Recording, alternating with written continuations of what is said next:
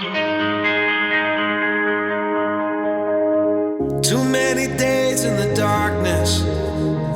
Welcome to Prevention is Cure, brought to you by precure.com, the podcast which brings you the latest in science and practice and challenging mainstream medicine and finding new and exciting ways of having a happier and healthy life. This series is looking specifically at mental health. We've become really concerned about the lack of translation of what science knows into what medicine does. In most societies, including the one I live in, 1 in 5 of us will have a serious mental health problem at some stage. The infrastructure, the practice, the gap between treatment and best practice is massive. This podcast series aims to do something about it. Prevention is Cure. I'm your host, Professor Grant Schofield. Today I'm talking to George Henderson. Now, George Henderson's pretty well known in nutrition circles. He's a highly published, self-made academic, no tertiary qualifications, a long and colourful history of becoming highly educated on his own bat. He's published dozens of really interesting high-level academic papers in some of the world's top medical journals. At the same time, he comes from a background of addiction. George was a drug addict. He's tried virtually everything. And if you're thinking about learning more about addictions and you don't know much about it, then this is a great place to start. George is interesting, lively, quirky, eccentric, and highly knowledgeable. You're going to learn a lot here. Here's George. Too many days in the darkness without a glimpse of the light. Running tired and broken and scared, but I swear I'll never give up the fight. All right, well, we're here with George Henderson. How's it going, Hello. George? Hello, Grant. It's going good, yes. So George has been on the podcast before and we discussed your long and colourful, flamboyant history. We'll just sort of do the 2-minute version. Well, 2-minute version was that I've broken the Misuse of Drugs Act since the Misuse of Drugs Act 1975 since about 1975. Yep. And consequently, I've had multiple addictions and I've had to get over them. And you know, if I use a substance now, it has to be, you know, it's not an addiction. It has to be not an addiction, because if I'm addicted, you know, I don't want to go through all that again. Yeah. And basically, I started coming off the substances I was addicted to when I started treating my Hep C with supplements, and when I started putting high levels of antioxidants into my body and replacing things that I'd obviously been deficient in, I started thinking less like an addict and more like a person who was doing these things for pleasure and was thinking, I'm not enjoying it anymore, I'm going to stop, and kind of making those kind of rational hedonic decisions. And that kind of got me out of that space and enabled me to make the changes in my life that enabled me to get off the hardest stuff, and which would be the opioids that I was using, and get back into a normal life. Oh yeah, and so you managed to pick up hepatitis C. Oh yes, and I picked up hepatitis C, and I picked up, you know, I lost most of my teeth, and part of being an addict is you're not only addicted to a substance, but you're also liable to a raft of health complications to do with the way you use that substance or the effect of the substance as well. So it's not just a brain disease. Yeah. Often, you know, the person who's going to present with not just a brain disease, but with some possibly physical complications that they're managing. Okay, so the interesting thing when I found out all this history, right, is that so you've gone on from there to actually be a huge contributor in the academic and public health world around nutrition. You're sort of a live wire online at making sensible, coherent comments, but not only that, you're actually publishing academic papers. Yeah, I published a few. I haven't published one for a while because it gets tedious. A bit off-putting. Yeah, it's kind of tedious and off-putting, but I'm still commenting in there got asked to review a paper the other day. I've reviewed a couple of things, even though I'm not qualified. And I want to make an important disclaimer here that I'm not qualified in the addiction field or any other field. I'm not an expert, and I don't even really work in it, except occasionally as a volunteer. So do take what I say under that. But you have some lived experience in the... I have enormous lived experience, and I've been in the community of other people with with similar lived experiences. Yeah. So it's very easy, and I reckon I was guilty of this with you. So before you get to know someone, and how exceptionally smart you are, then you hear drug addict, and there's a stereotype that comes to mind, right? It's like, obviously not smart, because on basic logic. It's not smart. That's right. But actually, when you get talking to you, that community is not full of dummies. And in fact, one of the reason you know so much about biochemistry, and that is you were reading textbooks on biochemistry. Well, that's right. But I think this may be a New Zealand phenomenon, because we did not, and it may be dying out, because now you can get any substance you want over the internet or from your local gang or whatever, and you don't have to know anything about it. Yeah. You don't even really have to even know what it's doing to you. And it was very different in our day, because we were always looking for a substitute for the thing we couldn't get. So we had to understand what that did and what the substitute could, what possible substitute we could look for. We might want to make the thing we couldn't get. And so this is a specifically New Zealand phenomenon, and probably is probably dying out of actually learning, being educated through drug addiction. But that said, you do meet a lot of people in the addiction area, or I did in New Zealand, who were nurses or who were otherwise, or pharmacists, or who were otherwise kind of introduced to drugs through their work, so they had knowledge as well. And so how did you get introduced to drugs? Because there's points in your life when you're not. You were a kid at some stage, and Well, I'm a kid, and I guess I'm a bored kid, and I'm a kid that reads a lot. And parents have medicine cabinets, that's the first, and liquor cabinets too, of course. And that's really your first introduction, is to what happens when you take a sleeping pill. Here's some Mogadon that Dad's been prescribed. We'll see what these do. Oh, and you really did that? And we took some, waited for the bus to go downtown, and woke up in the bus shelter at midnight. Right. But I haven't got on the bus downtown, probably just as well. Yeah. And it goes on from there, and it's really, in that case, it was really boredom and curiosity, and kind of the fact that we knew there was a drug culture. This was the mid-70s, so the findings from the 60s had been published, and you could read, in New Zealand, and you could read them, and you knew there was interesting things out there if you could come across the right substance, I suppose. And it obviously accelerates at some point. Then there's quite a big change, and all of a sudden, or is it gradually that you're actually injecting in drugs, and you're taking opioids and these sorts of things? I think it depends on your culture whether you would think about injecting something right away. If you were surrounded by people who injected everything they took, you might get into that very quickly. And if everybody was kind of resistant to it. The thing about drug addicts resemble other criminals in the way that they have a very strong system of ethics. Yeah. They have a kind of I won't do that kind of attitude. I'm bad, but I won't do that, so I'm all right. And it's the same with drug addicts. It's like, I take heroin, but I sniff it. I won't inject it. Yeah. And these... Until you do. Until you do. And I do know people who maintained their boundaries their whole lives, as long as I knew them. But I knew many people who didn't, and, would have these shameful secrets. Not that they were using drugs, but they were using it in some way they said they never would, or something right. And so did the musicians as well. You still are.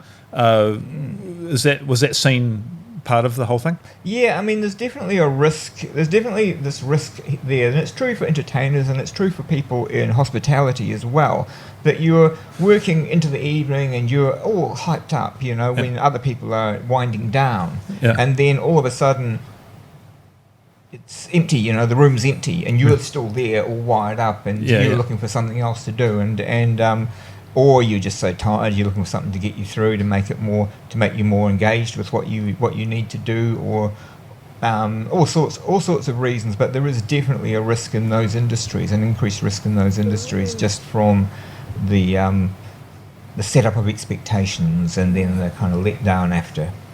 And is there a point in this where you're actually going, oh, how did I end up here, or I don't want to be doing this anymore? Is that not really something that you're thinking when you're an addict? Yeah, many people do. Many people go through that, and they struggle, with their compulsions, and they get in touch with the part of themselves that thinks that they should be better, and struggle with it. And I just never did. I just thought, I just sort of felt entitled to do what I was doing, and that I should be supported to do it, and so forth. And I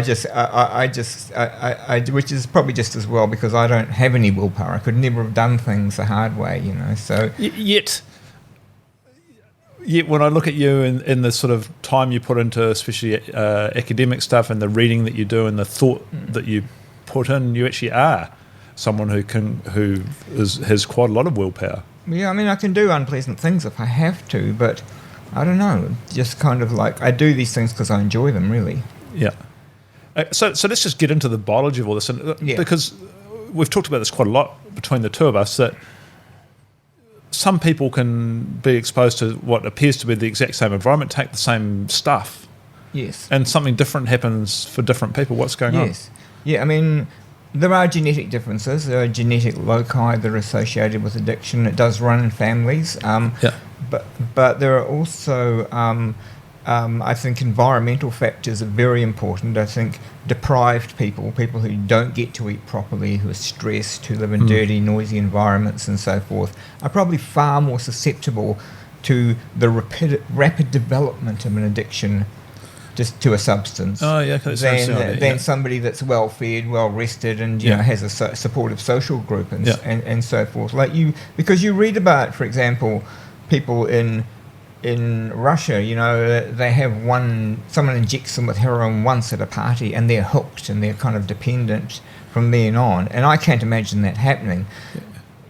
But I can imagine it happening to someone who is so starved, so, just so deprived that that's the first time their brain worked properly. Right, and that sort of fits in with that, the rodent research. I'm sure you're familiar with that idea in the 1920s, where you put the rat with the cocaine or heroin of the water, and they universally get addicted in that situation, but the same presentation of choices, but with lots of other rats around and other things to do, then they don't really get addicted. Yes, that's sort of what you're getting in a human context. Yeah, yes. I think if you take the same drug that's addictive, and you could give it to somebody from the ghettos who was like really not well looked after, and give it to, say, an All Black. Yeah. At the same time for the same amount, and there would be a real difference between the risk of dependence. Yeah. And so, what's the general theory about what's going on in the brain here? That really can vary with the substances. Yeah. But we have a range of chemicals in the brain that make us feel good in different ways. And an important one is dopamine, because dopamine is our reward pathways. If we do anything, practically, we're doing it for the dopamine. If we're doing it, if we want to do anything, I should say, not if we're doing anything, but if we want to do something, we want to do it for the reward.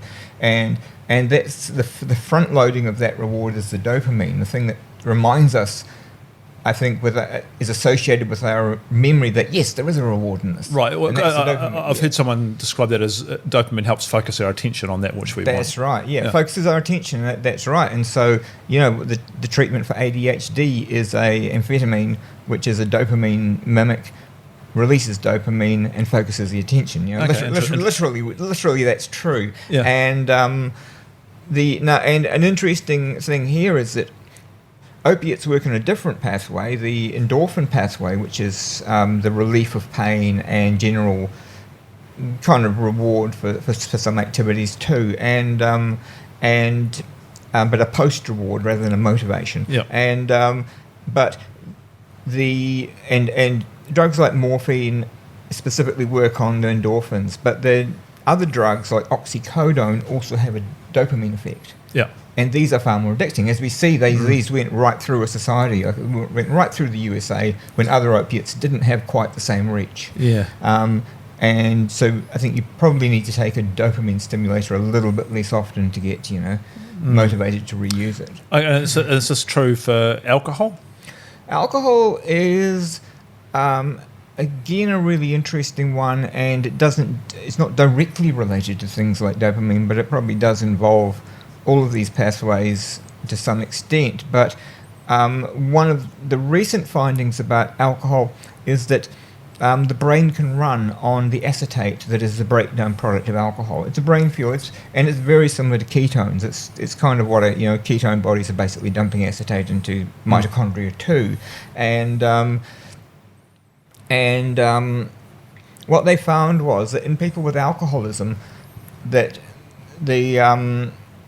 if they put them in ketosis, they experienced fewer cravings, and they needed fewer benzodiazepines during withdrawal. So about half the amount of benzodiazepine scripts were being written for people put in ketosis. Right. So because the ketone bodies were now able to fill in for the acetate from the alcohol. Right. So that sort of points to a genetic difference in being able to supply and deal with glucose in the brain. It does. Yes, it does. And it made me wonder if. And, someone would need to research this, but are there higher rates of alcoholism in, say, indigenous societies after colonialisation, where the ancestral diet would have been ketogenic or had periods in ketosis more so than in higher starch societies? I mean, okay, there's some evidence for that, is there?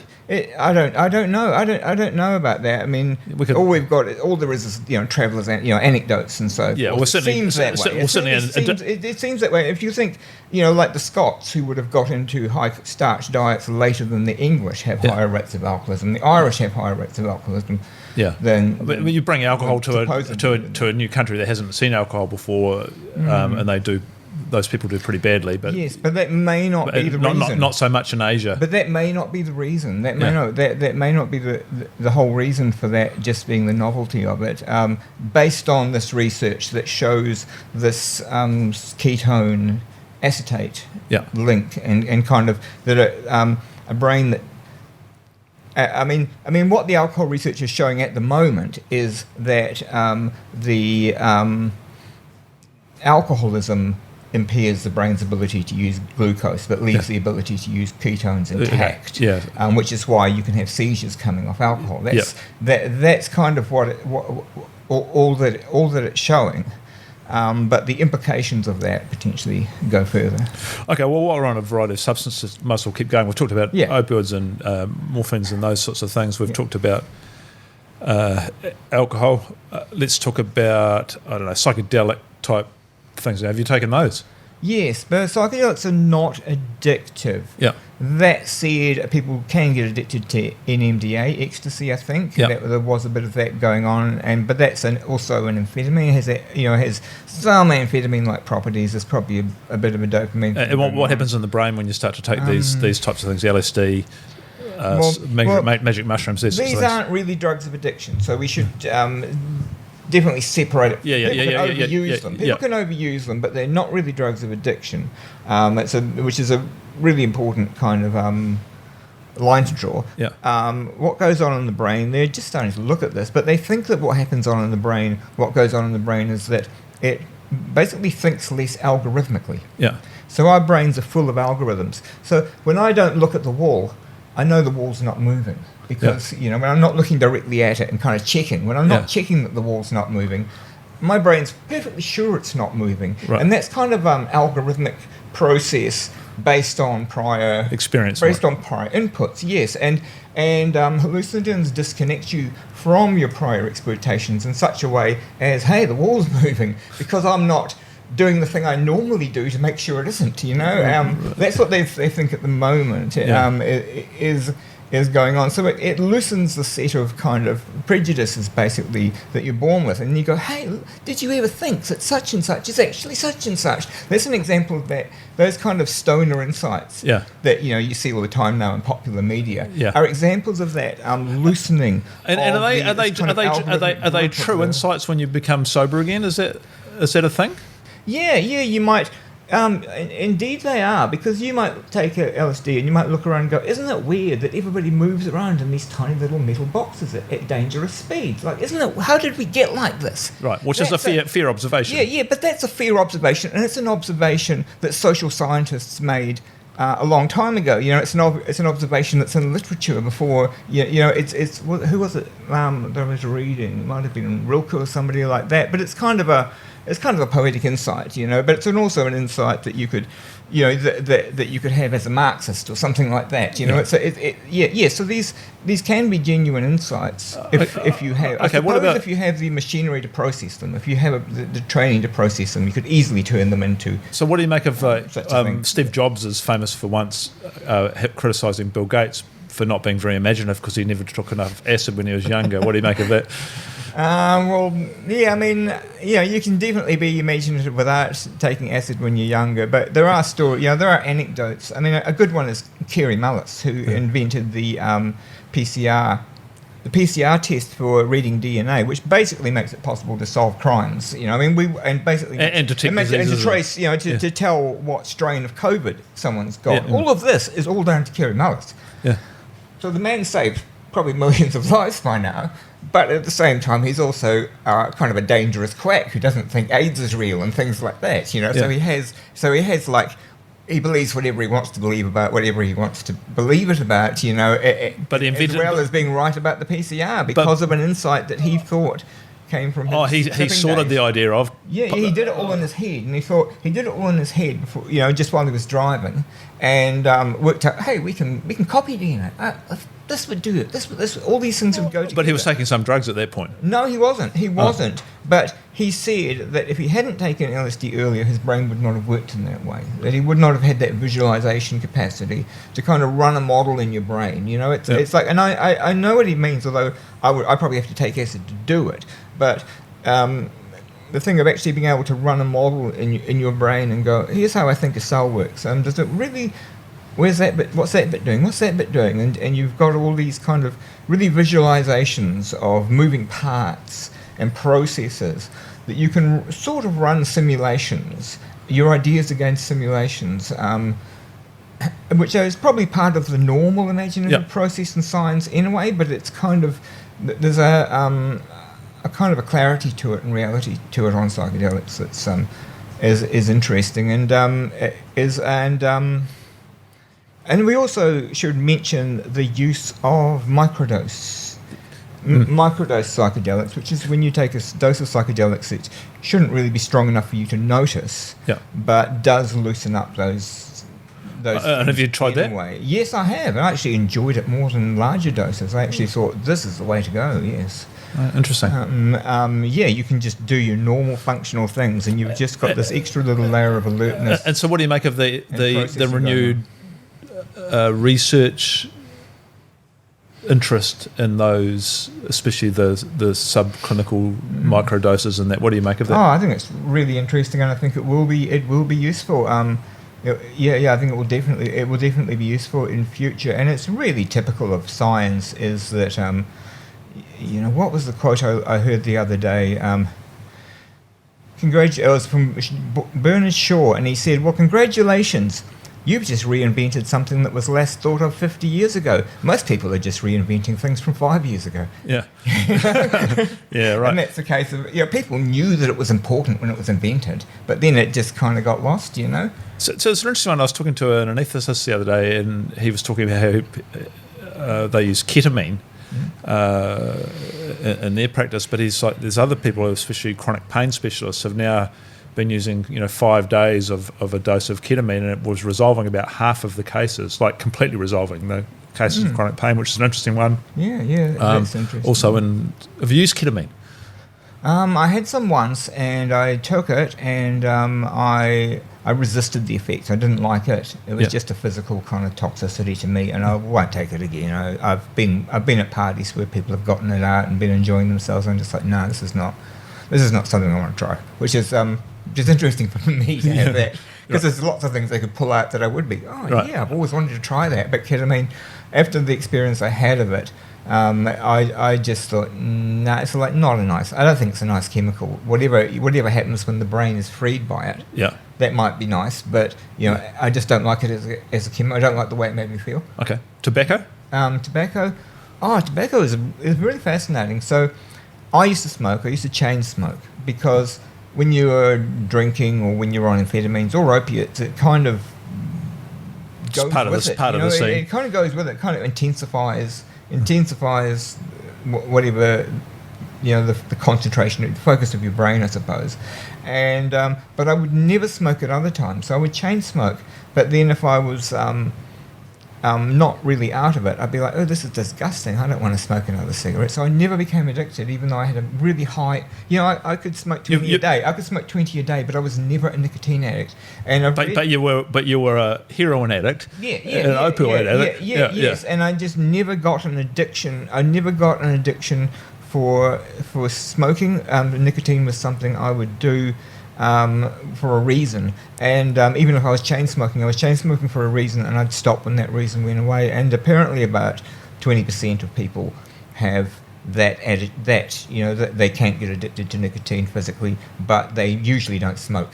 Yeah, right. These people usually don't smoke. But nicotine's an interesting one again because that's about. Kind of people get addicted to tobacco in the first place, often because their brain functions better on it. Right. As they do with coffee, as they do with caffeine. They get addicted because their brain functions better on it. And there's not a lot of evidence that it would be hugely harmful if it wasn't for its carcinogenic effect, kind of topical carcinogenic effect of nicotine and the other things in cigarettes.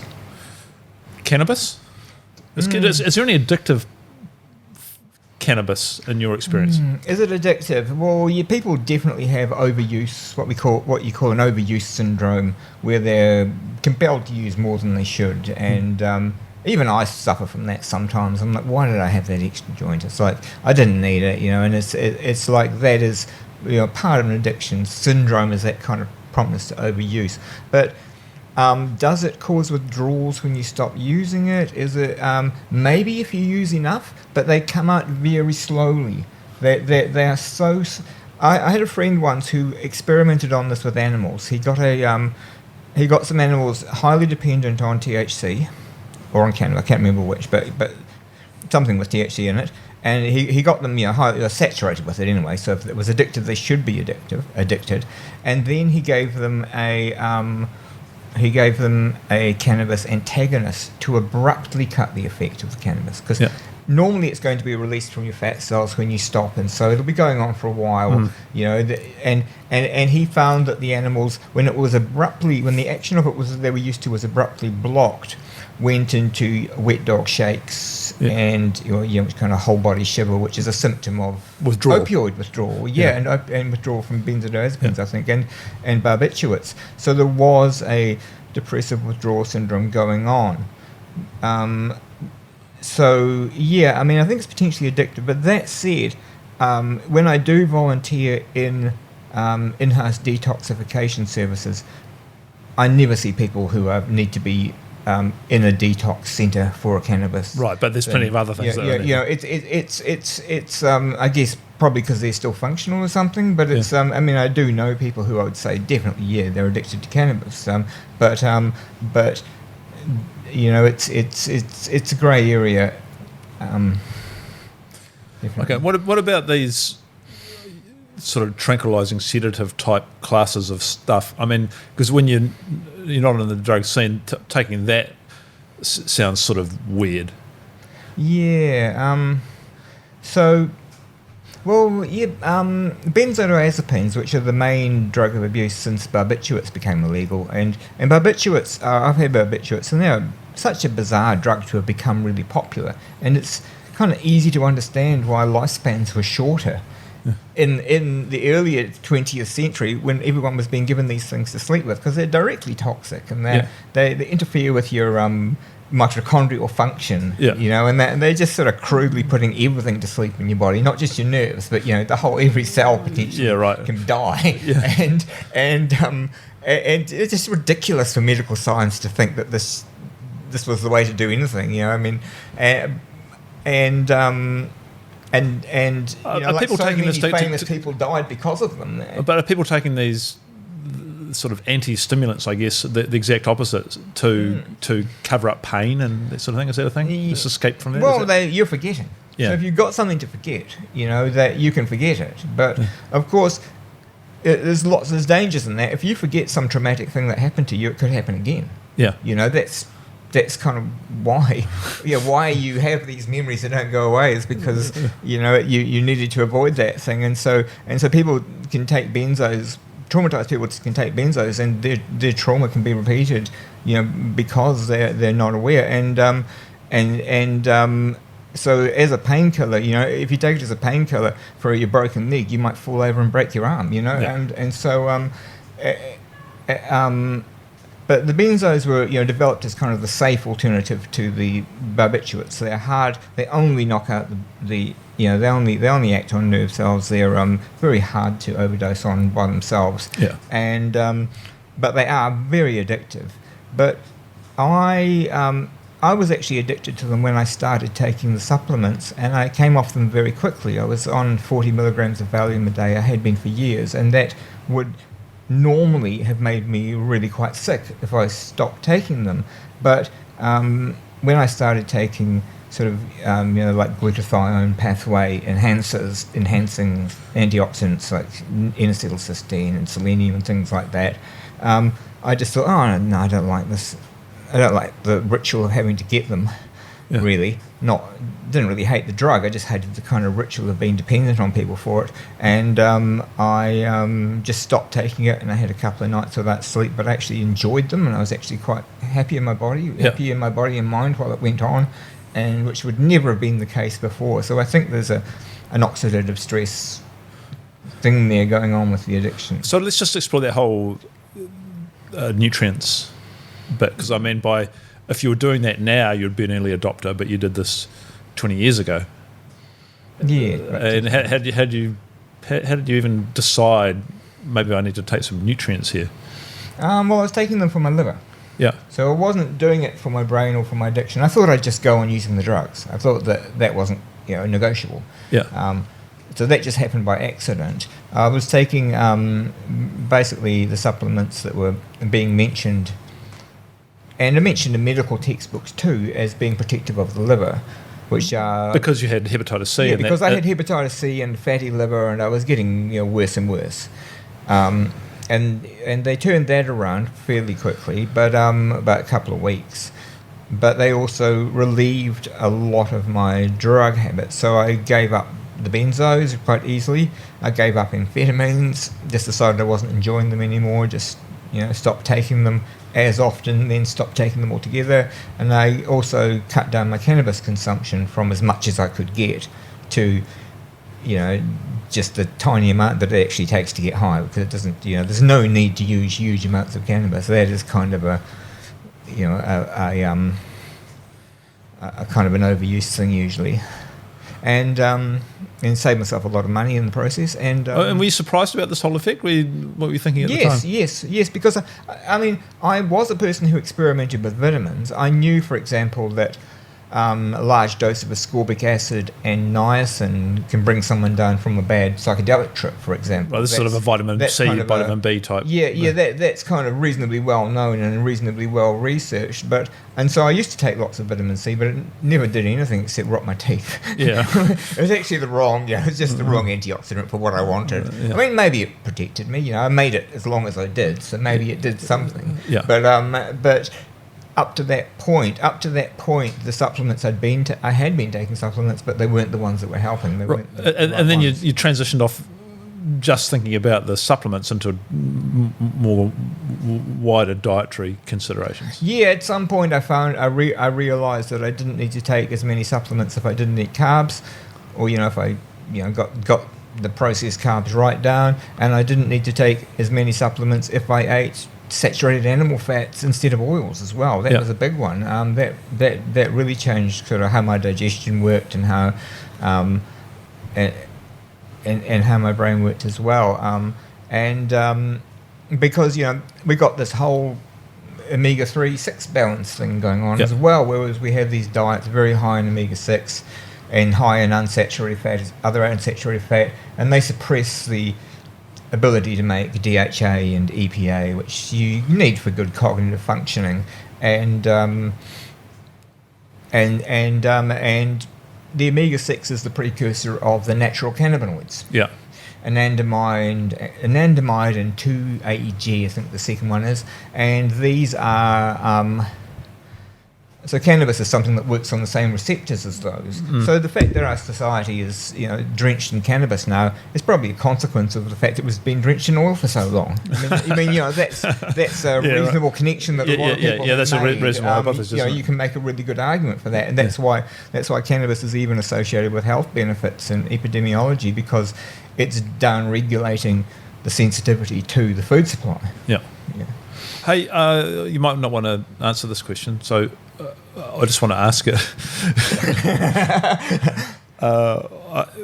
There's just one thing that I've wondered for a long time, because when I've known you for quite a long time, you're quite a gentle sort of fellow, and actually you're quite a as far as sort of thinking about society, you're quite a thinker on how societies function and that. But yet, when you're a drug addict, you by definition, you're going to be more closely connected with the world of crime and stuff. How does that? What is it? What did you think? What were you thinking about at that time? And what do you make of all that? Well, I mean, I think my social awareness, such as I had when I was young, was just that rebellious social awareness that is kind of selfish and grandstanding. It's really just attention seeking, virtue signaling, all that stuff. And it's my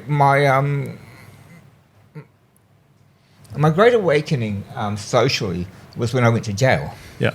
Because I'd always been, fuck the system, this and that. Yeah. I mean, obviously I had more complex thoughts than that, but I kind of went along with that kind of stuff. The system's hopelessly corrupt. You might as well just rip it off. Yeah. Basically, is what I thought. And then I went to jail, and I thought I was being quite well looked after. Yeah. And that these other people who really didn't deserve to be well looked after were also being well looked after. They were reasonably safe in prison. Yeah. And I just sort of thought, like, a system that can manage this isn't so bad, Well, the first time I ever heard of you, I hadn't met you, but I Googled you up and I found a Radio New Zealand interview with you with, I think it was Kim Hill. Yeah.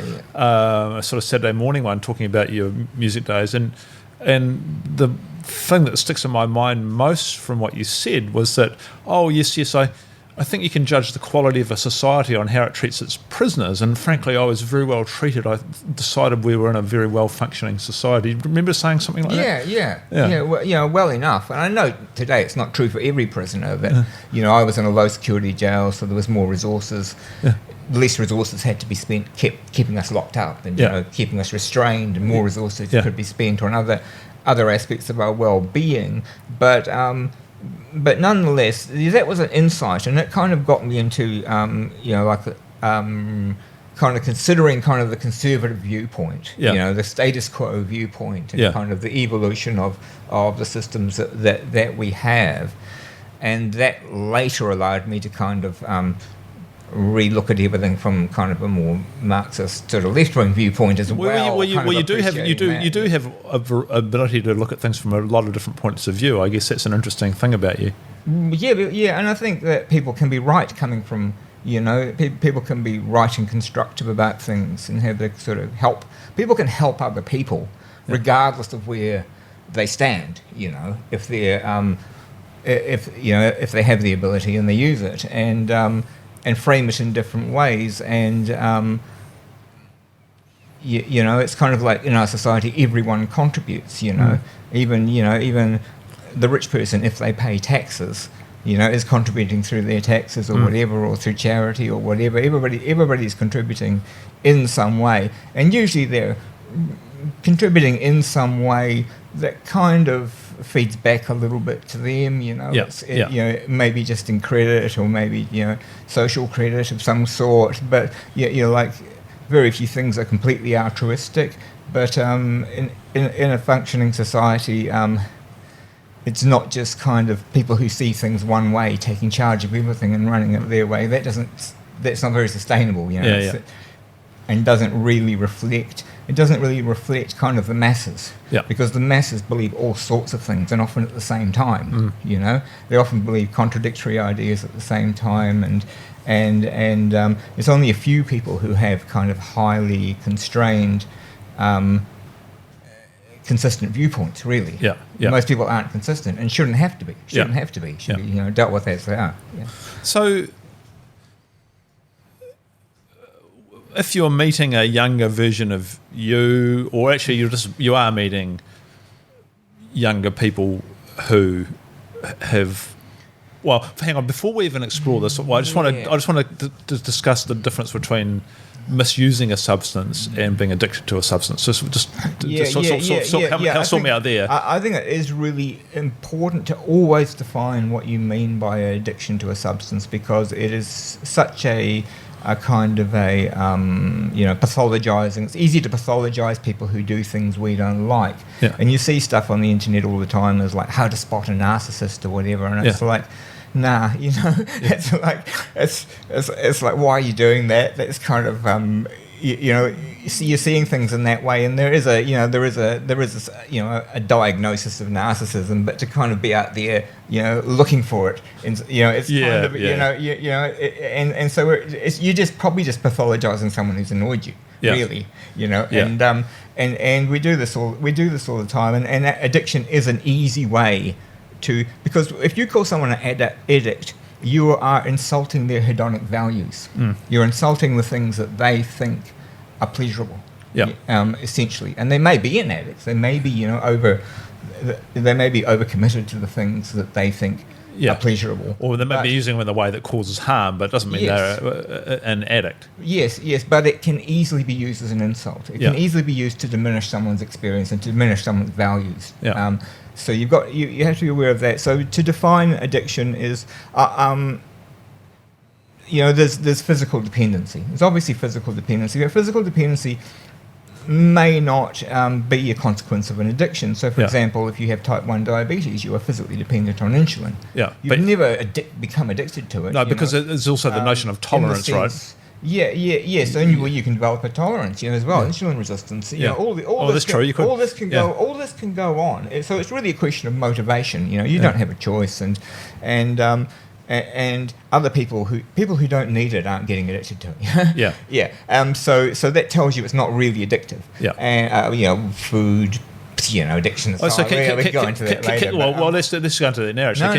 Let's keep this definition. These definitions it's important to have these definitions clear. And the other things that make an addiction properties that make an addiction are the things of obsession and compulsion. If you think of it like an obsessive compulsive disorder, and because it's a form of self-harm, it's a form of self-harm, which is an obsessive compulsive disorder. So you'll go and do the activity even though you know that it's causing. Yes, you feel compelled to do it, regardless of the consequences. And you obsess about it when you don't need it. Even when you don't need it, you might obsess about it. So you might obsess about, you know, how many pills you've got left or something like that, and you're going over it in your mind, or you might be obsessing about how to get more or whatever, or you may be worried that someone's going to punch it or something. Or yes, and people on methadone often, or on, you know, drug, where they're getting a drug from a doctor, often obsess about their relationship with the authority, and obsess about, you know, and I've seen people obsess about the Misuse of Drugs Act, you know, like absolutely sort of conspiracy theory obsessives about it, rather than just people who are kind of, you know, aware of what it means, you know. And so this property of obsession and compulsion are really the things I think that define addiction, because they're the things that tie you to the object. You're tied to the object not just by your physical need for it, which is pretty low with some substances, really, but you're tied to it by the fact that you keep thinking about it, and by the fact that if it's there, you can't say no, which is the compulsion. And so the word dependence means a similar thing, does it?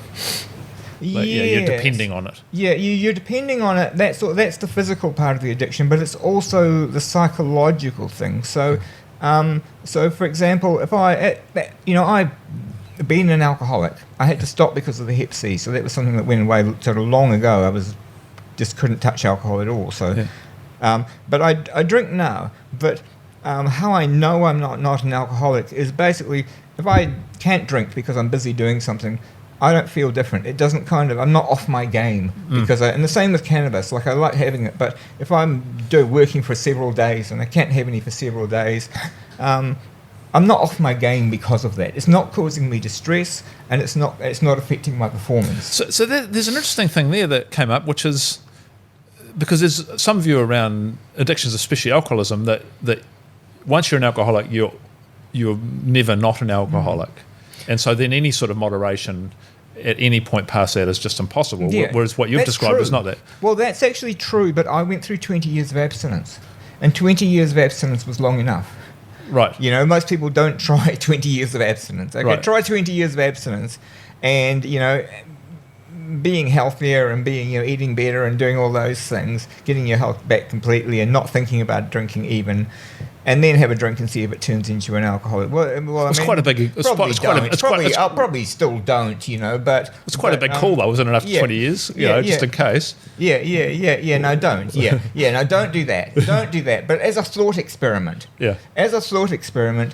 would you necessarily go to the same place right away, or even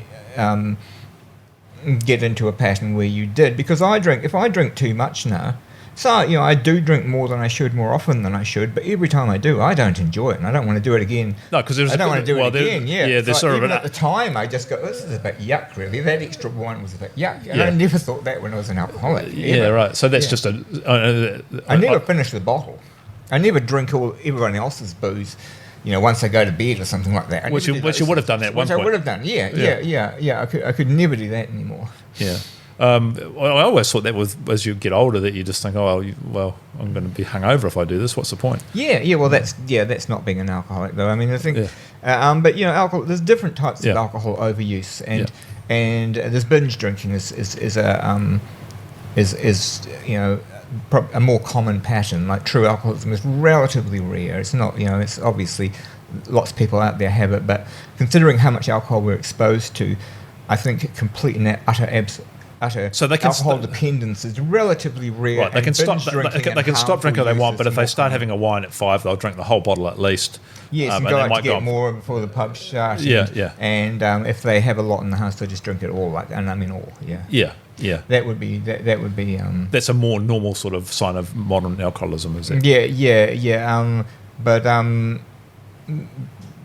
But you know, there's various ways in which it can manifest, and yeah. All right, we'll get onto the food addiction in a sec, but we want to go back to that question about you meet the younger George. We actually are volunteering and you're meeting people who have a dependence of one way or the other. What's your communication then? What's the style? What works? What doesn't work? What works? What doesn't work? And what would you say? First of all, what would you say to the younger self if you came across that person now, which is just a thought experiment, right? It's sort of not real, obviously. Really nothing. Like, you know, I mean, I don't try to discourage young people from using drugs. I just don't encourage them, you know? I don't really think there's any message necessarily that that gets across, and except that if you can kind of make something seem uncool, if you think something's, you know, that's not a good choice, and you can make it seem uncool, or, you know, tell some story of some actually really stupid, uncool thing someone did on that substance or something like that. I think that's valuable. I definitely think young people especially are motivated by what they think is cool. They're not motivated by the harm. Not really. No, I mean, some people more than others. You know, some people experiment with drugs, but they're still very careful and they're still very kind of anxious. And they're more worried about the acute harm, are they? Yeah, well, you don't want to, jump off a bridge or drive your car into a wall. Yeah. Did you ever think about long-term harm? Did I ever think about long-term harm? No, not really. Yeah. Not really. I mean, you kind of think you're bulletproof, or you kind of think you'll get through it, or you just kind of think you've got no choice, and, you know, there's a lot of fatalism goes on. Yeah. I wish I could come up with something. I think the best thing I ever did as a young person using drugs was to eat. Like, I knew that if I took a drug that stopped me from eating, that I had to eat well. When I ate, I had to eat, you know, I would eat like steak and potatoes and 3-veg type of meal, whereas normally I would just be living on sandwiches or whatever if I hadn't been able to eat for a while because I was on speed or something like that, I would make sure I ate. And the people that didn't do that often ended up in the loony bin. They'd have psychotic episodes or things like that. So I would just kind of make myself eat, and I think that's kind of the important thing, because you are spending your money on drugs instead of food. You are limiting your ability to prepare food and things like that, and your appetite. And so if you focus on that, you're preventing one of the ways in which you slide downhill. Do you move quickly away from and just associate with people who are doing the same thing? Do you have friends and family that are going, hey, George, this isn't really working out that well or something? Or you don't really want to be around people that you're kind of annoying in that way. That you're distressing. You don't really want to be around people who are distressed by what you're doing, so you do kind of drift away from them. Towards people who are kind of more okay with that. Well, that's a really interesting way of putting it. I think only you could say that, right? It's like the reason to not associate was not to them not to hassle you, it's you don't want to distress them. Yeah, well, that's a hassle. It's a real hassle being around someone that you're distressing. Okay, that's true. Okay. They're a real bring down. Yeah, okay, fair enough. So we get onto that food, shall we? Yes. I mean, is that a thing? Food addiction. It's pretty controversial, right? Well, I think so. And the reason I think so is because I've been addicted to drugs and I've been addicted to food. Yeah. And I can tell the same things were going on in my brain, that I was rationalizing. So rationalizing is when you think, well, I need to take this because, even if I don't have pain now, I do have chronic pain or whatever, or I need to take this because I need to get a tolerance to it, so I'm not so affected by it or whatever. You rationalise in a million different ways to justify your wrong decisions about drugs. And a food addiction was the same, and I especially with bread. I've seem to be gluten sensitive. I suppose borderline celiac possibly because of the virus, effect of the virus, but probably not true celiac. But bread definitely hurts my digestive system, but I would keep eating it. I would keep eating it, and I would justify it by a very similar series of rationalizations to the ones that I would construct around benzodiazepines or opioids. Yeah, And gluten is what's called an exorphin, that it has a chemical similar. The protein structure has a chemical similarity to endorphins. Oh, and I had read that William Davis's idea of that. Yeah. Yeah, I mean, it's what it can do. Who knows? How relevant that is. Who knows? But there are different exorphins in dairy, in bread, and in wheat, and corn is another one, but then you're also combining them with, say, a high amount of omega-6 fatty acids, which are the precursors for cannabinoids. So you also have a pathway there, and then you have sugar-releasing dopamine. Yeah.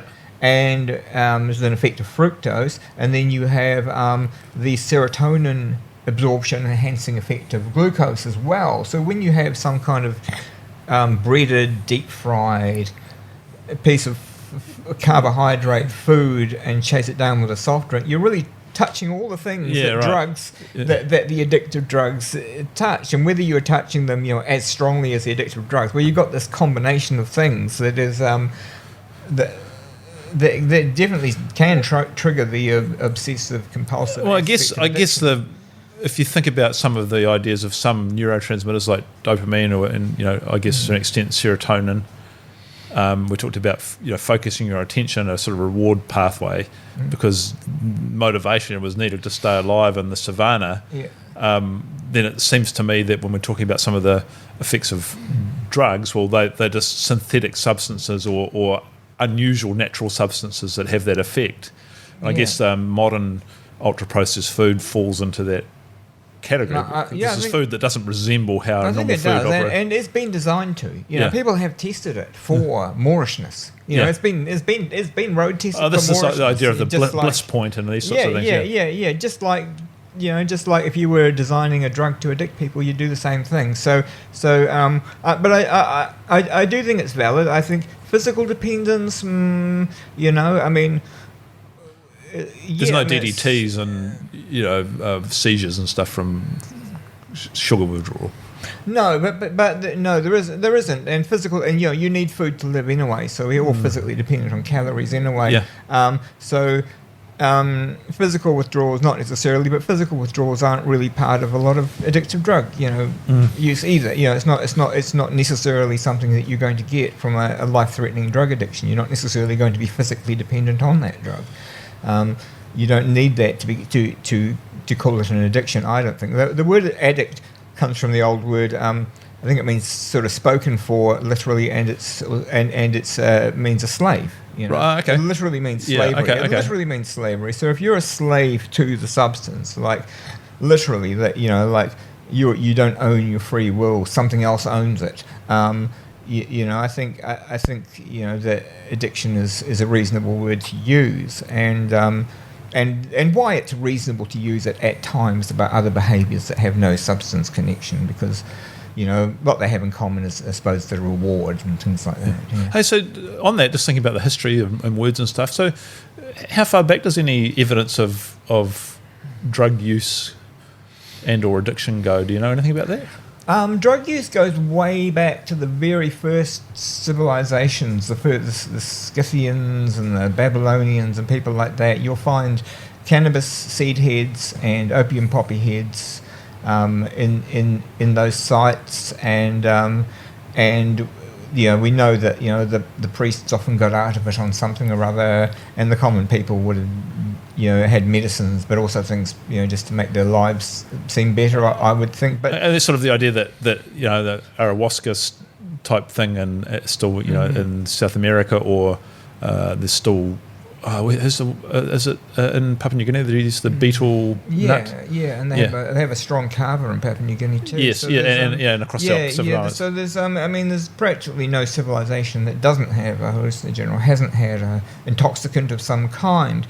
But the question of addiction is a really interesting one, because no, we don't have historical records of addiction, and I don't think, and we do, overuse and overindulgence, yes, but addiction, and I'll give you an example of this. So the book that kind of introduced the world really to opium addiction as a kind of a hedonistic thing was Confessions of an English Opium. Oh yes, I'm familiar with that. By Thomas de Quincey. Yeah. And Thomas de Quincey sums up the effect of opium in 2 chapters: the pleasures of opium and the pains of opium. The pleasures of opium we can imagine, it's the good days. The pains of opium doesn't mention withdrawal. Yeah. It's just about what happens when you take too much, how unpleasant it is to take too much. And because Quincey believed that what we would call his withdrawal symptoms were just the illness that he was taking the medicine for in the first place. They were just the reason he had taken it in the first place. Interestingly, the reason he had taken it in the first place was that he was starving. He was in London, he had no money, he was living on scraps of bread, he was literally starving. And when he discovered opium, and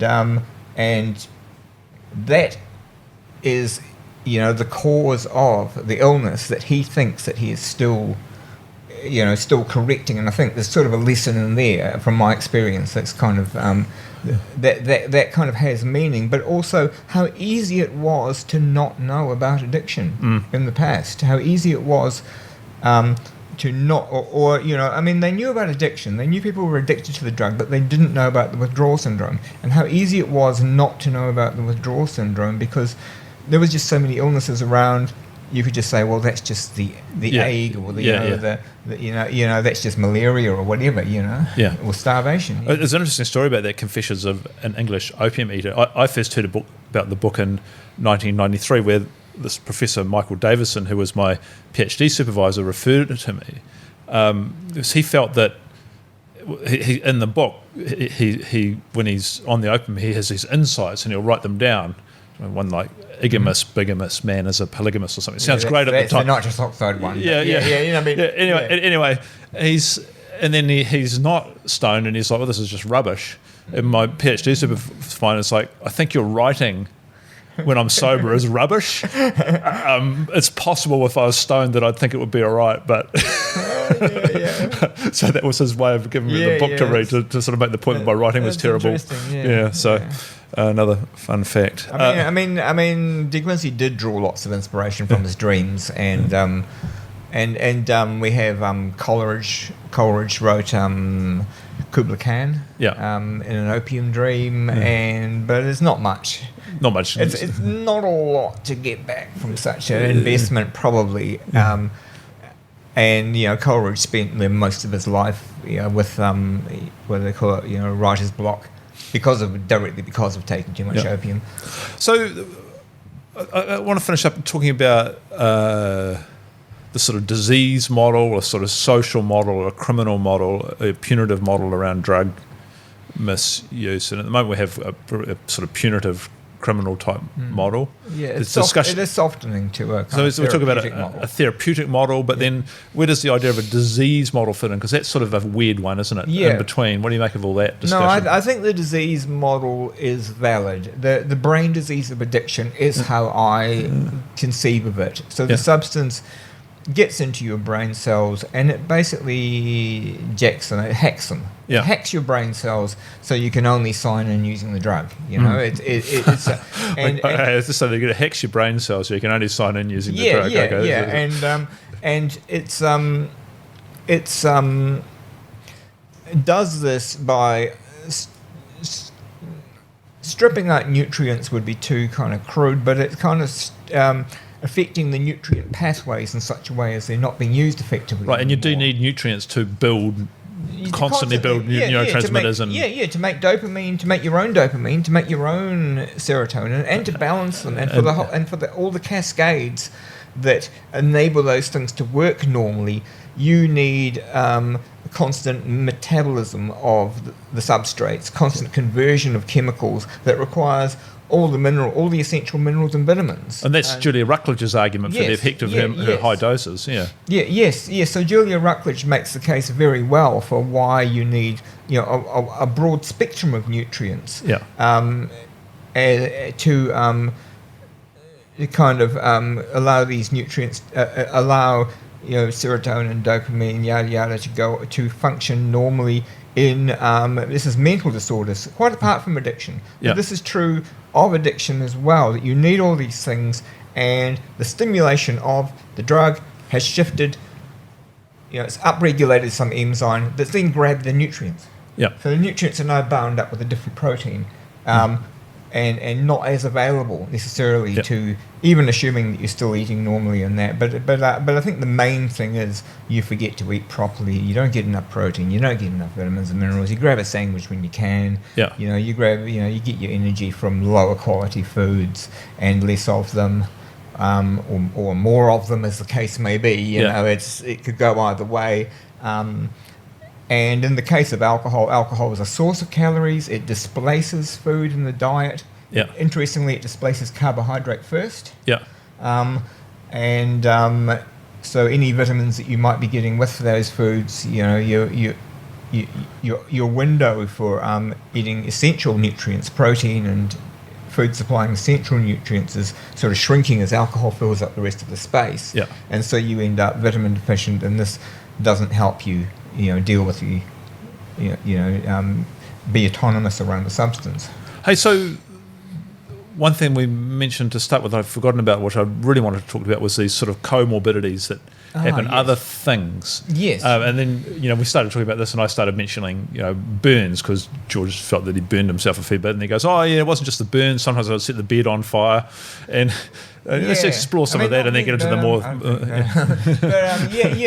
this is right. If you are trying to help someone with a substance abuse issue, you might actually be dealing with, I suppose, not comorbidities so much as consequences of that. And in an injecting drug addict, these will be things like abscesses, tooth decay, and in someone taking benzodiazepines, it could be injuries, it could be assault, violence, and so forth that they're not aware of. It could be and it could be burns. It could be and there's a fire risk, when you're taking sleeping pills, if you also smoke, and that sort of thing. You hadn't thought of that. That is quite a serious thing, isn't it? Yes. And alcohol, there is alcoholic liver disease, there is thiamine deficiency and damage to the nervous system, and possibility of seizures when you no longer have the substance. So there's a range of physical dangers and things that you may need to take care of. So, for example, to help somebody with long-term opioid use or amphetamine use, you may have to take care of their dental problems to give them a sort of a chance at a normal life afterwards. There are factors like this. Like I remember, I bought some food and I was walking out of the supermarket, and there was a homeless guy on the pavement. And I was just like, oh, look, I've got this extra sausage here. Do you want it? I've got, and chorizo. And he's like, yeah, but I've got no teeth, man. And I said, like, don't worry, neither have I. That's why I buy these. But, he's younger than me, So that sort of thing is part and parcel of it that you really have to consider. It's not all in the mind, we've established that it's not all in the mind, but it's also the health problem is not restricted to being addicted to the substance. And also you have low grade inflammation is commonly low grade immune activation from all the foreign material that's and so then you're prone to other chronic diseases as well, right? Then yes, you can catch them, things like hepatitis C you can catch, but alcohol and tobacco increase your risk for cancer. And life expectancy, and cannabis smoking probably increases the risk for emphysema, which is a genetically, it's kind of a genetically determined risk. But I would say, probably doesn't cause lung cancer, but it probably does aggravate emphysema if you're prone to it. And premature death, you're just going to shorten your life, right? Yes, on average. Yes, with most of these things. Not necessarily with cannabis, unless you're, smoking it with tobacco, or but say oral use of cannabis probably doesn't shorten your life at all. Some of these things, it is hard to say, but you're just incurring all these risks of shortening your life. Yeah, right. I suppose is how you could put it. Yeah. I mean, I think William Burroughs put it well. He was talking about, everyone's like, Keith Richards seems to be immortal. And he said, no, he's not immortal. Junk doesn't make you immortal. It just makes you improbable. Yeah. So it just lowers the probability that you'll be a certain age. So when you reach that age, you seem to be immortal. Right. Yeah, right. That's a good way of actually thinking about everything, isn't it? Life, the universe and everything. Yeah, right. All right. Thanks, George. Thank you. Yeah. Lots of good and interesting learning for me. You've been listening to Prevention is Cure, brought to you by Precure.com, with me, Professor Grant Schofield. At Precure, we're developing a way to help medicine help change the world. We're filling that gap. We're helping train health coaches and mental health coaches. We're bringing short but effective behaviour change programs over 29 days to you to help you learn for yourself and help others as well be healthier. We're trying to create a community of like-minded people like you who want to use the latest science and practice to change lives for the better. Join us at Precure.com. Get involved in our communities. We'd love to have you along for the ride. Precure.com. Too many days in the darkness without a glimpse of the light. Running tired and broken and scared, but I swear I'll never give up the fight.